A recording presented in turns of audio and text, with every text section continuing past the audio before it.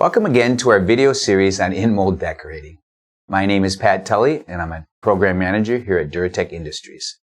Today we'll take a look at some alternative decorating processes and discuss some of their strengths and shortcomings. Multicolor injection molding is a good low-cost alternative for two-color applications. However, the process is limited to high-volume projects due to the tooling and custom machinery required.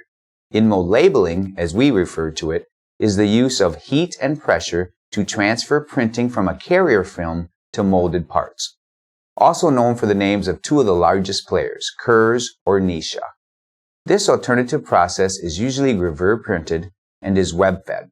It is excellent for wood grains, carbon fiber, and other high-resolution patterns. It is a first surface decorated process and is not as durable as second surface IMD applications. Hydrographics is the process of printing onto a water-soluble film. The film is suspended in water and the part is decorated as it is passed through the dissolving film. It is an excellent option for parts requiring a 360-degree wrap, but the registration is poor. Think of a camouflage or other random pattern on a spherical-shaped molded part.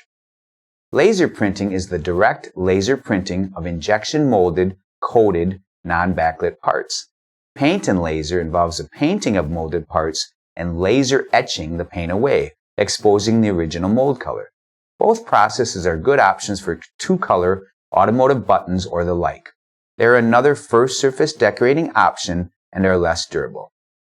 Pad, screen, or inkjet printing is the direct printing of finished molded parts.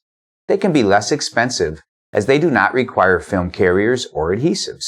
However, they are first surface printed processes, again most likely requiring a clear coat and can be less durable and are limited to flat or almost flat surfaces. They also come with the inherent negative involved with a batch and queue process. Our last alternative is an adhesive-backed label that can be adhered to an injection molded part.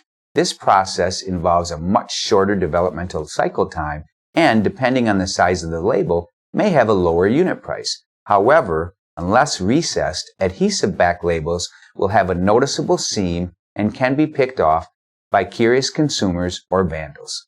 They're also limited to flat applications and do require the additional labor to apply. If applied properly, the molded surface will need to be cleaned and prepped prior to application, and a 24 to 72 hour dwell should be observed for the adhesive to fully bond to the surface applied to. Well, that ends our second installment. We hope you can join us next time as we review some of the features and benefits of the IMD process. Until then, please take care.